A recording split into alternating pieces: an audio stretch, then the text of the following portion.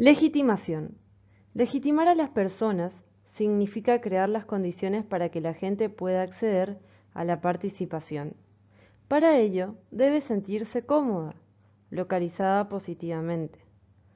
Una vez que la persona se encuentra en ese lugar positivo, puede pasar de la dinámica de la interacción negativa, que es la confrontación, a la positiva para construir el puente de colaboración.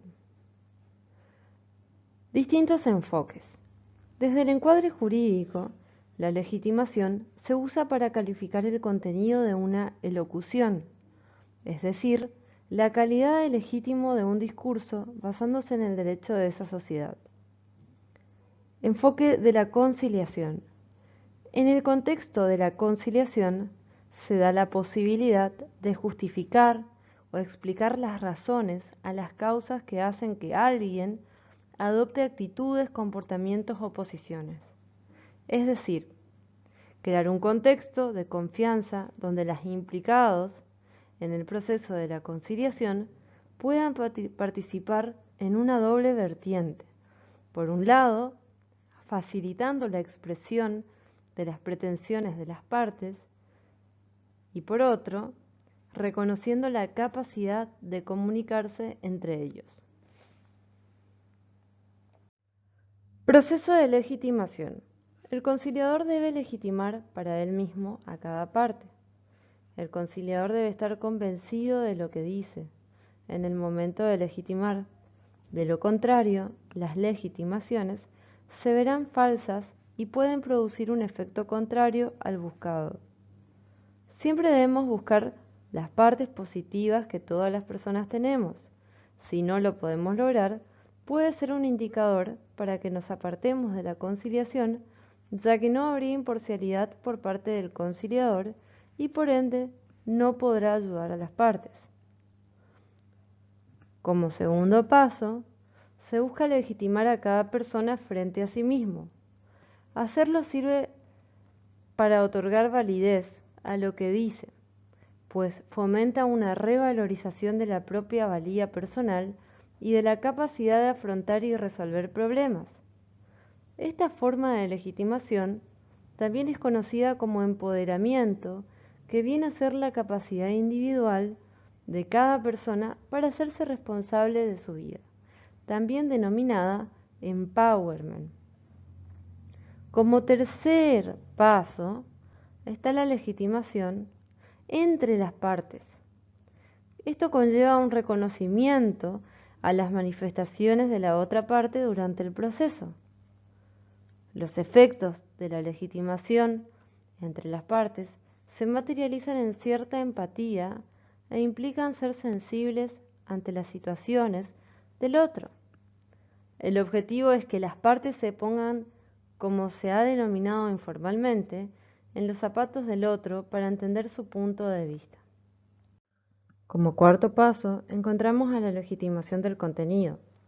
La legitimación del contenido no viene a significar dar la razón, pues podemos estar en desacuerdo, sino que se encuentra más relacionada con dar validez, licitud o permiso a lo dicho. La legitimación del contenido ayuda a generar la confianza, no solo en el proceso, sino también en la figura del conciliador y en sí mismo, lo que desencadenará que las partes se sientan más involucradas y contribuyan a fomentar una revalorización de la propia valía personal y de la capacidad de afrontar y resolver problemas. La normalización. Todas las personas tendemos a pensar que nuestro conflicto es peor. Normalizar la situación contribuye a que no se vean como los únicos que pasan por una situación conflictiva y pueden relativizarla de modo que no parezca tan desmesurada, sintiendo una pequeña tranquilidad al tener un problema normal. Legitimación. La sustancial se refiere a legitimar el contenido del mensaje. Las pretensiones, los reclamos, las necesidades de las partes conforman esta sustancia del mensaje.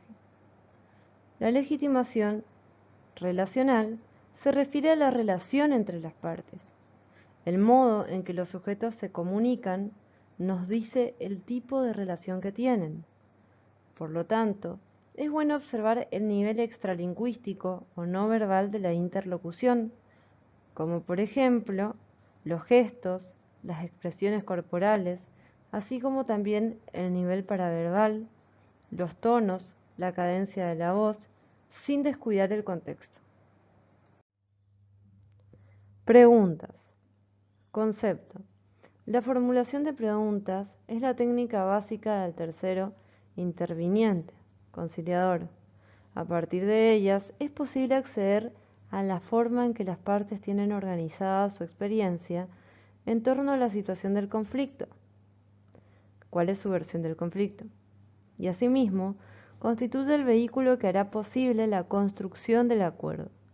Además, es la única forma de conocer los intereses reales de las partes. Dentro de los tipos de preguntas encontramos a las exploratorias. Dentro de las exploratorias encontramos a las abiertas, que son las preguntas orientadas a recibir respuestas amplias destinadas a conocer circunstancias generales, estados de ánimo, sensaciones y opiniones. Las cerradas son las preguntas que se contestan por sí o por no. Son útiles para confirmar una información o hipótesis obtenida con anterioridad. Por otro lado, tenemos dentro de las exploratorias a las aclaratorias. El objetivo de estas preguntas es comprender lo mejor posible cómo cada una de las partes vea el problema que les afecta. Todo esto entendiendo que los relatos de las partes no suelen ser lo suficientemente claros. Continuamos con los tipos de preguntas. También están las transformadoras, que se subdividen en hipotéticas. Este tipo de pregunta ayuda a las personas a reflexionar al solicitarles que se ubiquen o piensen en un escenario posible, aunque no presente. Las preguntas hipotéticas incluyen casi siempre un sí condicional. Por otro lado, están las circulares o sistemáticas. Se caracterizan por tener una casualidad y también se tienen en cuenta las diferencias, pautas y conexiones. Al ser preguntas más complejas, deben realizarse con pausas y, si es necesario, realizar repeticiones para que las partes puedan comprender. Las reflexivas son las preguntas que da a las personas el potencial y la oportunidad de volver a pensar, de reconsiderar o de volver a manifestar los pensamientos e ideas que le han llevado a dar una respuesta.